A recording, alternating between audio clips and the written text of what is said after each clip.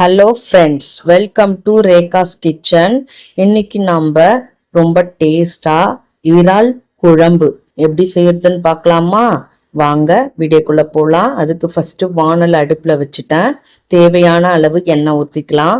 எண்ணெய் நல்லா காஞ்சதும் ஒரு கையளவு பொடியாக கட் பண்ண வெங்காயம் ஆட் பண்ணி நம்ம நல்லா வதக்கி விட்டுக்கலாம். 10 பல்லு பூண்டு போட்டுக்கலாம். பூண்டு போட்டு நம்ம அதையும் நல்லா வதக்கிக்கலாம். எண்ணெயில் கருவேப்பிலை ஒரு கொத்து போட்டுக்கலாம். போட்டு நல்லா வதக்கிக்கலாம். வதக்கிட்டு தக்காளி பழம் 2 அதையும் கட் பண்ணி ஆட் பண்ணிக்கலாங்க.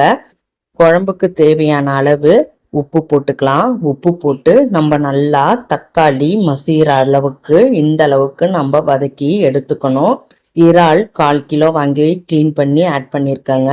அதையும் நம்ம நல்லா வதக்கி விட்டுக்கலாம் அந்த எண்ணெயிலேயே.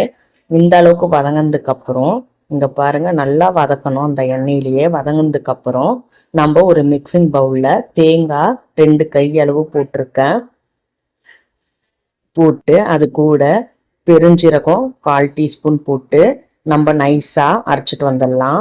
இப்போ நம்ம வதக்கத்துல அதை ஆட் பண்ணிக்கலாம். ஆட் பண்ணி தண்ணி ஊற்றி கொஞ்சம் கலக்கி நம்ம அதையும் ஆட் பண்ணிக்கலாம். நல்லா கிண்டி விட்டுட்டு இந்த அளவுக்கு நல்லா கிண்டணும். 1 டம்ளர் தண்ணி வைக்கிறேன், கரெக்டாக இருக்கும். அது கூட 1/4 டீஸ்பூன் தனி மிளகாய்த்தூள், 1 டீஸ்பூன் குழம்புத்தூள் போட்டு நம்ம நல்லா கிண்டி விட்டுக்கணும். கட்டிகள் இல்லாத நல்லா கிண்டி விட்டுட்டு இப்போ நம்ம ஒரு தட்டு மூடி போட்டு திக்கான பதத்துக்கு வர வரைக்கும் நம்ம வெயிட் பண்ணலாம். குழம்பு அப்போதான் நல்லா டேஸ்ட்டாக சுண்டி வந்தால் தான் டேஸ்ட்டு சூப்பராக இருக்கும். இப்போ நம்ம திறந்து பார்க்கலாம் எப்படி வந்திருக்குன்ட்டு. இங்கே பாருங்கள், எண்ணெய் பிரிஞ்சு எவ்வளோ சூப்பராக நல்லா குழம்பு வந்து திக்கான பதத்துக்கு வந்திருக்கு.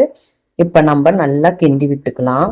கிண்டி விட்டுட்டு எடுத்து பார்ப்போங்க. இங்கே பாருங்கள், எவ்வளோ சூப்பராக அருமையாக இருக்குது பார்த்தீங்களா இறால் குழம்பு. இப்போ நம்ம கொத்தமல்லி தழை வந்து தூவிக்கலாங்க. எல்லாத்தையுமே நான் தூவிட்டேன். ஒரு கிண்டிடலாம், நல்லா கலக்கி விட்டுக்கலாம். கொத்தமல்லி தழை தூவி நம்ம நல்லா கிண்டி விட்டுக்கணும். இந்த அளவுக்கு கிண்டிட்ட பிறகு குழம்பு ரெடி ஆயிடுச்சுங்க. அவ்வளோதான். நான் ஒரு பவுல்லையும் மாற்றி காட்டுறேன் எப்படி இருக்குன்னு பாருங்க. எவ்வளோ சூப்பராக நம்மளோட இறால் குழம்பு ரெடி ஆயிடுச்சு. சூடான சாதத்தில் போட்டு சாப்பிட்டிங்கன்னா அவ்வளோ டேஸ்ட்டாக இருக்கும். அதே போல் இட்லி தோசைக்கும் ரொம்ப அட்டகாசமாக இருக்கும். நீங்கள் இந்த வீடியோ உங்களுக்கு பிடிச்சிருந்தாக்கா லைக் பண்ணுங்கள், ஷேர் பண்ணுங்கள், கமெண்ட் பண்ணுங்கள். மறக்காமல் நம்ம சேனலை சப்ஸ்கிரைப் பண்ணுங்கள். தேங்க்யூ ஃபார் வாட்சிங்.